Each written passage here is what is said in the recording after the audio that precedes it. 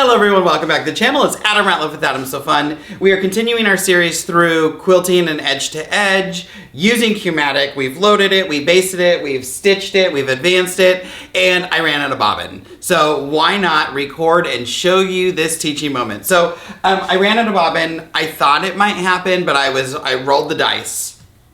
I lost. So I'm going to show you how I deal with when I lose a bobbin. It's not hard. I'm not going to stress about it. It's going to be okay. One of the tools I want to use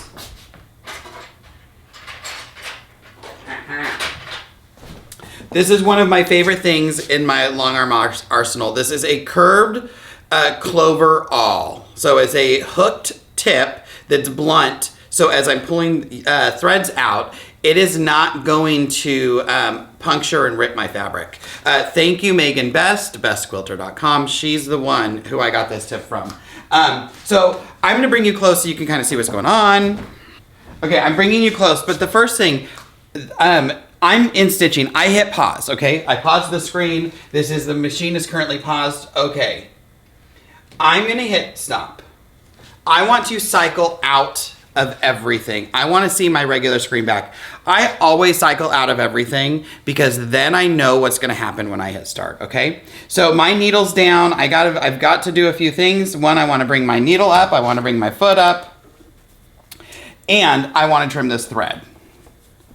I'm going to give myself, let me zoom you in. Let me see if I can move you a little bit and zoom you in so you can see this a little bit better.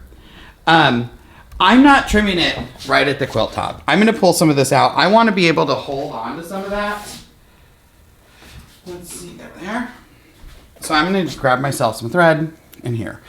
Now this quilt doesn't have any points, or not a lot of points.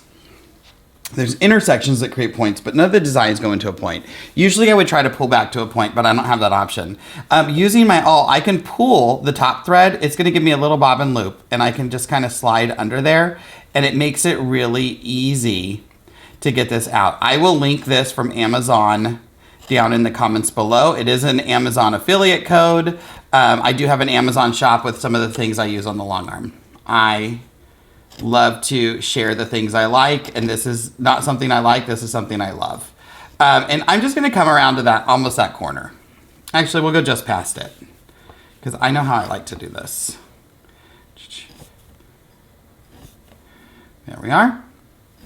Because I'm gonna overstitch this a little bit, and I don't want it to overstitch right at that corner. So I'm gonna bring back some. But I also need to change my bobbin. I also need to put a drop of oil, all those things. I'm gonna clean this off. So we're gonna move over to the left side of the frame. So I'm gonna move you over here.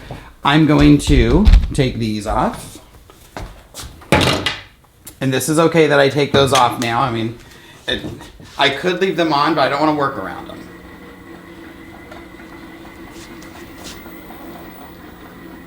So here we are.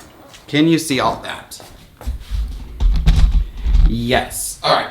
So a few things. I'm going to grab a brush. I use a makeup brush. I'm going to take I always de-thread my needle because when I oil, I like to spin the hook a few times, and you don't want to do that with with no thread in there and thread in your needle. I'm also going to drop my foot and drop the needle because I saw all this fuzzies up here, and I don't want those fuzzy. Look at that. So this is just I think it's a makeup brush or a paint brush. I don't know. I got it from a brush store. I can't even remember where I bought it. I'm going to take my foot off because we are going to oil. And if this were a big quilt, I might, if this were a king quilt and I was halfway done, I might change my needle. No, this is not a king quilt and I'm not halfway done. So I'm gonna pop this out, get my bobbin case. I just wanna make sure there's nothing, no loose threads, no dust, no lint. A soft bristle brush.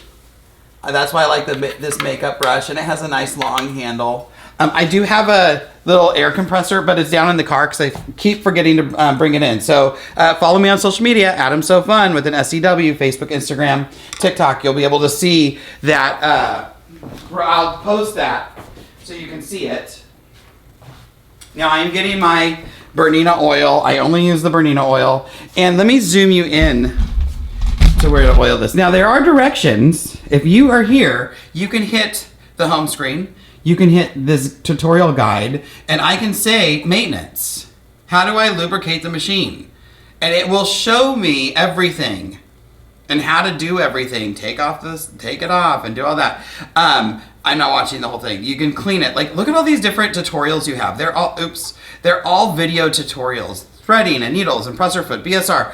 Everything is in here. Right here at your fingertips. Beep, beep, beep, beep, beep, beep, beep, beep. You don't have to go anywhere. They're all videos. I love that. So, or you can just watch me do it. So I'm gonna zoom in here. There's my hook. And I need to rotate this. So on my flywheel here, on the machine, I'm gonna push the flywheel in and this one's gonna turn away from us. And there is an arrow to show you. And I'm gonna turn until I can see the little groove that lives right here. That's the groove. Oh, you can't even see that. Huh? Here, let me move you this way. Let me see how I can get you in there. There we go. We're looking for this groove right here. So if I move, I'm gonna rotate this again so we can see. So we can't see the groove, can't see the groove, can't see the groove. There's our groove, okay? Right there. And it's so easy, we can just put a drop of oil on there. That's oiling your machine. How could it be any harder? We're doing one drop. We're going right on that groove. Because that's what spins. And then I usually put my hand in there and rotate this a few times. I like to disperse the oil.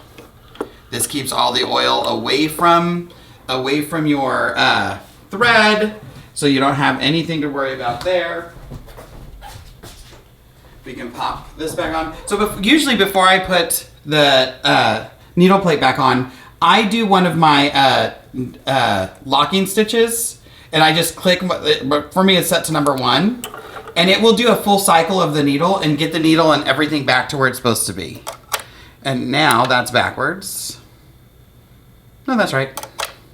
I'm gonna pop that on. So now I'm oiled. I'm oiled and I'm cleaned. It's that fast. It's not hard. Okay, so let's go to the next thing. I'm zooming out so you can see me. I think you'll be able to see me. So we have to change our bobbin. Let me go grab a bobbin. So I was pretty sure that I was gonna need at least 2 bobbins for this quilt. I wound 2 bobbins at the beginning. I'm gonna put my foot back on so I don't forget. So I have my bobbin, it's wound. Got my bobbin case. Bobbin goes in so I can read Bernina. If you wound it correctly, you should be able to read Bernina. I'm gonna turn my bobbin to the side. Oops, slide into the groove, up and click in. And now your bobbin should look like that. There we are. So you can read it. I'm going to pop it in my Towa. I have to tell you, the Bernina has made me lazy. You should Towa every bobbin, and I don't always Towa because I know that it's going to have an auto tension. So to use your Towa, under, over, under, and pull. Now, Bernina runs theirs at 220. That's what we suggest. I have my tensions a little bit different because I'm used to running it a little looser for other reasons. So I have mine about 180. But I make a lot of adjustments to tension. I do a lot of things with different size battings and different size threads, and I'm doing a lot of other things, which is why I run that bobbin a little loose. You should run yours at 220. 220 is great. It's going to work fantastic. When you get a little bit more comfortable and you start playing with thread and doing all that, then you can change your tightness, your tautness. I am going to thread my needle. There we go. And put my machine back. So that was the hardest part. Was really, I always forget that's going to keep going. The hardest part really is pulling those like stitches out to get us started. So we're going to go back to where I pulled those stitches out.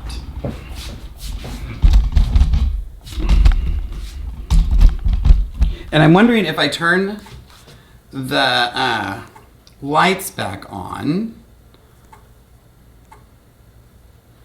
this might be easier for us. Oh, I think this is going to be easier for us in this case. Okay. I'm gonna take my machine to the spot right before this, where this stitched. I have my laser light so I can see. I'm gonna put it down, there we go. All right, so I'm right before, I don't know if I drop you. Not like drop you, but like drop you, slide you down. We're gonna see if you can see this laser light.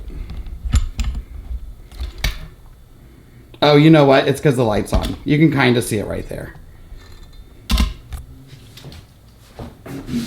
So I'm just right before these threads back there. Because ultimately, I want it to start here and have a little bit of overstitching. A great place, this could have happened in a teal, because we wouldn't have seen anything if it was in this teal block. It happens to be on the only dark color, but that's fine. It's gonna get itself to where it needs to go. So this is important. My machine's there, I'm leaving it there, and now I'm going back to my Qmatic screen. So I'm gonna go back over to Qmatic, we'll take you with me.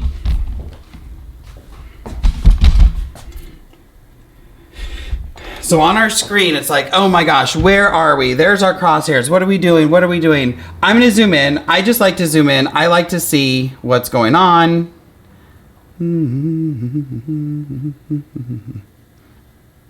And this is gonna be an interesting spot, because what I see, because ultimately we're gonna tell it, go to the closest spot on the line, the spot that's closest on the line to where our crosshairs are. This design, it really broke right here, and we pulled it back to here, but I'm really close to this horizontal line and the vertical line, so I'm just gonna come down a little bit farther. I do not want it to start on this horizontal line. I want it to start right here in this vertical spot. And coming down a little bit isn't gonna hurt me. So see how that crosshair moved? It's because I moved my machine a little bit. So when I hit start, it's gonna say continue, let's see, X to cancel. I always hit X to cancel the sewing process, because when I hit start, I want this screen. I want it to say, are you starting at the start? Are you starting at the closest point? So I like to X out of everything until I get this, that I know exactly, I want to start at the closest point. So now the machine's gonna move itself to the closest point. It's already there. I mean, we can see it there. So when we come over here, and the brain stop, it does everything like normal. I want to bring up my bobbin. Now I did just change a bobbin, so my thread is above my needle. So my first thing is when I pull up the bobbin, I'm always holding this top thread.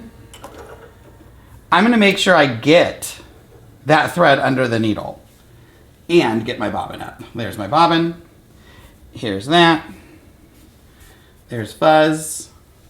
And now I have a bunch of threads here. I have the two that I pulled back. I have my two that I'm starting with. I'm gonna make sure that I can hold all of these. I'm gonna hold these two, because it's gonna start, it's gonna stitch to the left, because I paid attention to thread path. So when I do this and I hit start, I'm gonna kind of hold both of these. I have my scissors ready. And what it's gonna do is gonna stitch over the line it's already stitched.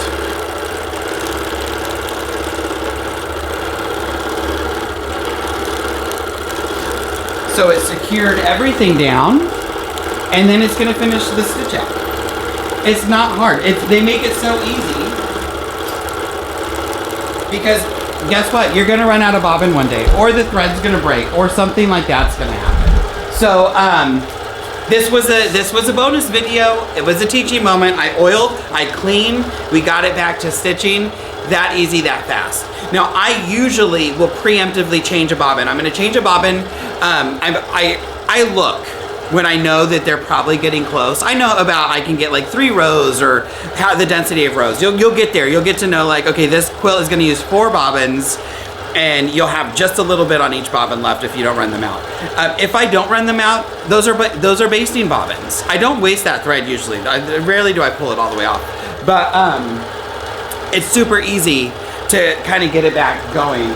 But really, I would normally have preemptively changed that, not stitch that half row. I would have just used that as a basting bobbin, but I wanted to see. I was playing bobbin chicken, I lost. So if you're new to the channel and you just happen to like fall into this series, this is a series of quilting this quilt edge to edge with Q-Matic from start to finish. So we loaded it in one video, we basted it in a video, we set the design up in a video, we brought the design into Q-Matic in a video, we advanced in a video. Now you've learned what happens if you have a thread break or if you run out of bobbin. I do the same thing. Thread breaks, I'm gonna exit all the way out until I get to the screen that says start at the nearest point. There's other ways to do it. That's what I do it. Even in my old life, that's how I did it. I always exited all the way out because then I knew what the machine was doing because I was telling it exactly. So I'm gonna finish this. We'll see you back when we get to that final row. We're getting really close. I think I have 2 more rows and then I'm gonna be able to do a row and a half and be done. So when we get there, we'll see you back. At the end of the day, it's just quilting. Get out there and have a good time.